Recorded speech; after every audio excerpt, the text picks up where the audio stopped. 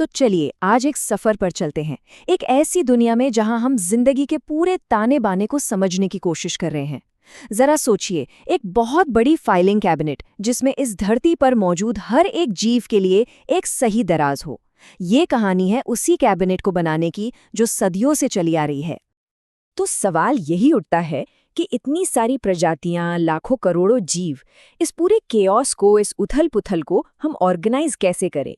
और ये सिर्फ साइंटिस्ट्स के लिए एक पहेली नहीं है, बल्कि ये हमारी अपनी दुनिया को समझने की एक बुनियादी कोशिश है।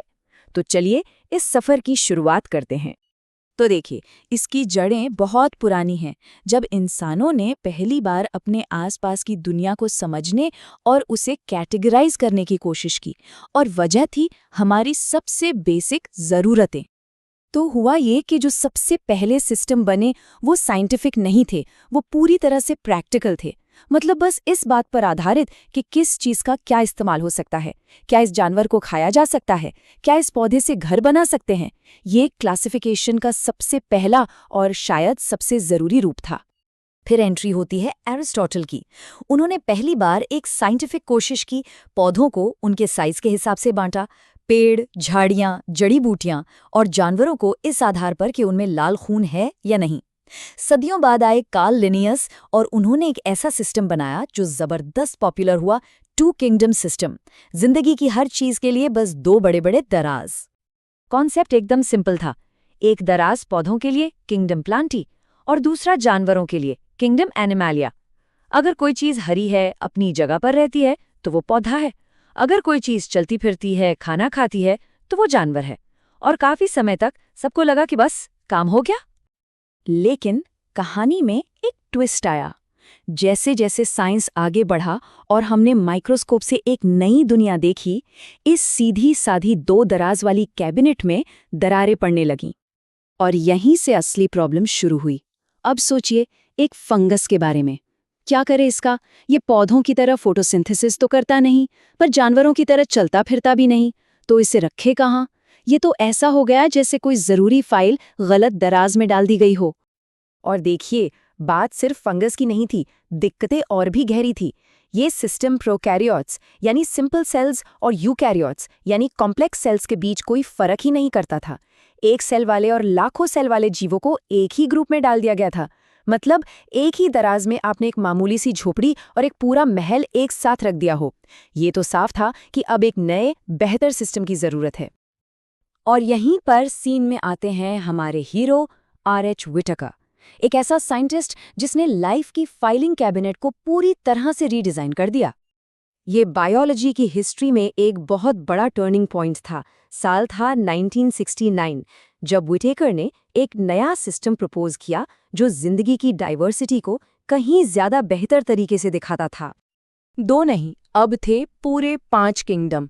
लाइफ को ऑर्गेनाइज करने के लिए 5 बिल्कुल नई कैटेगरीज।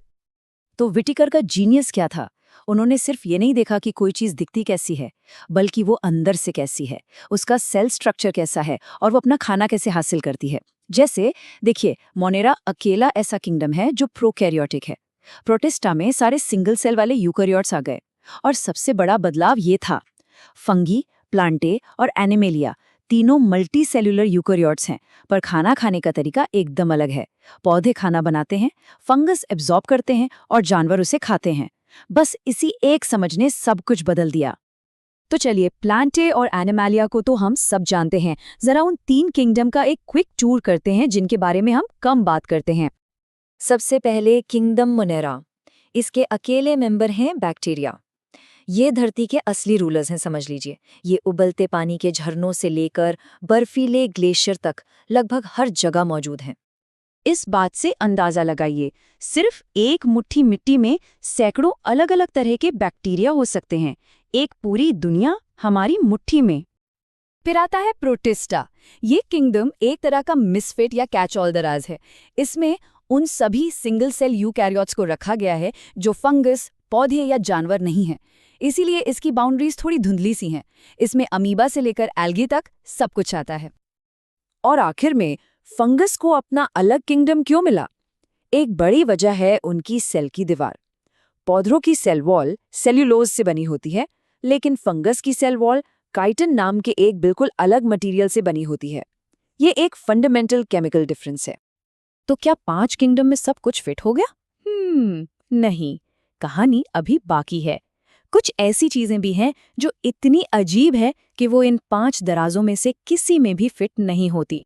असल में विटेका के सिस्टम में भी कुछ चीजों के लिए कोई जगह नहीं थी, जैसे कि वायरसेस, विरोइड्स और लाइकिन। ये लाइफ के असली आउटलायर्स हैं। वायरस, ये तो सबसे बड़ा पजल है। ये सेल हैं ही नहीं, ये बस जेनेटिक मटेरियल हैं जो एक प्रोटीन के डिब्बे में बंद हैं। जब तक ये किसी जिंदा सेल के बाहर हैं, ये किसी क्रिस्टल की तरह बेजान पड़े रहते हैं। तो क्या ये जिंदा हैं? ये सवाल आज भी साइंटिस्ट्स को परेशान करता है। और अगर वायरस अजीब है, तो विरोइड्स तो और भी अजीब हैं। सोचिए, ये वायरस से भी छोटे हैं। इनमें तो वो प्रोटीन का कोट भी नहीं होता। ये बस आरएनए का एक नन्हा सा टुकड़ा है जो पौधों में बीमारियां फैला सकता है। और फिर आते हैं लाइकेन। ये कोई एक जीव नहीं है, ये तो एक पार्टनरशिप है। एक फंगस और एक एल्गी दोनों साथ साथ रहते हैं, एक होकर। एल्गी फोटोसिंथेसिस से खाना बनाता है और फंगस उसे रहने की जगह और सुरक्षा देता है। एक मजेदार बात यह है कि ये साफ हवा के बहुत अच्छे इंडिकेटर होते हैं। तो ये सब हमें कहाँ ले आता है? आज जेनेटिक्स और डीएनए की समझ ने हमें और भी गहरी जानकारी दी है। तो सवाल ये उठता है कि क्या अब इस 5 दराज वाली फाइलिंग कैबिनेट को एक बार फिर से बदलने का वक्त आ गया है? हो सकता है कल 6 किंगडम हो, या शायद कोई बिल्कुल ही नया सिस्टम।